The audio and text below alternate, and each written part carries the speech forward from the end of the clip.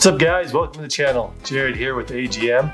Today we're going to be going over some things that you can use as targets. We've got some DIY thermal targets to go over, and we've got one target that we've been using for a couple months here to make some of our zeroing videos and other things that's worth mentioning. So let's jump right into it. The first target we want to talk about is this Infinity Defense Self-Healing Target right here. It's made out of a polymer, and when the bullets get shot and they hit it, they transfer heat into the polymer, and for 30 seconds to a minute you can see where your hit was. So it's really useful for zeroing targets. It's simple to set up. It's got two 1x2s and a base. We've been using it in all of our videos to how to zero videos, so if you have seen those, you're interested to see what it looks like, you can check that out. But yeah, go over and talk to the dudes at Infinity Targets and see if this might be a good target for you. The next thing is HVAC tape.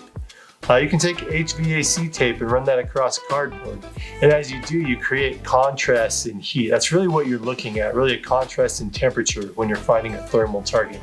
You want something that's cold or cool, or something that stands out and is different from the ambient temperature. When you put this tape onto the cardboard, obviously you have a lot of reflection, so it's going to increase your heat output. A great idea is to take these and kind of tilt them back and point them to the sun, and they'll light up like a Christmas tree. As you're shooting, put your reticle right in the middle, obviously, and shoot, and your impacts will show up. As you poke holes in this, you're changing that surface, there won't be any heat reflected. So you're able to see where your impacts are and quickly make adjustments to zero your target. Building on that, AGM has thermal targets that we've taken some time and effort to develop, and we use kind of the same principle, right? We've got a heat reflective material, so you're going to see the square really well, but then we've also used another material inside to set up your zero increments so you can make adjustments. When you shoot this target, you can see really precisely where your bullets impact, and you can make micro adjustments to move the whole thing over. That's if you don't want to use a two-shot zero. These are also just really fun to shoot and measure groups off of and see what you're doing. They're available on our website, and we'll put a link in the bottom of the video, so if you want to grab a pack of these, go ahead and get her done. The last option we want to talk about today is the hot hands. A lot of guys will take hot hands and they'll tape them to a cardboard box, or they'll tape them to a piece of metal or a piece of wood, just something so they can see a heat signature. That's all well and good, except for the size of the hot hands is like usually 2.5 inches, maybe a little more.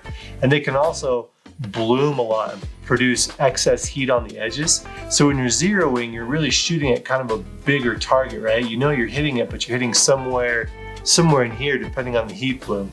So a really genius idea to use hot hands but eliminate a lot of that bloom and size is to get yourself just a standard cardboard box and tape hot hands on the back side of it, or throw some in the bottom as well, and then go ahead and cut like a 1-inch square hole right in the front. That becomes your aim point, and you only see the heat that's permeating from the interior of the box. So it allows you to have nice crisp edges and have a very clear picture of what you're shooting at. The second benefit to that is the inside of the box gets hotter, and this works really well at night if you're ever zeroing in the evening or at night when it's cooler. The heat from the inside of the box makes it so that every hole that you punch in the cardboard creates a kind of little tunnel or access way, and that heat starts escaping out. So you'll see your bullet impacts, but it's not dependent on heat transfer from the bullet to the cardboard. It's dependent on the interior heat pushing out. So they last a lot longer, as opposed to just shooting a piece of cardboard and maybe seeing those impacts for a minute. These aren't great for during the day, because when the sun's on them, the whole box is hot and it's kind of the same temperature. But if you've got cooler weather or nighttime environment, that's a great option to use for zeroing your scope.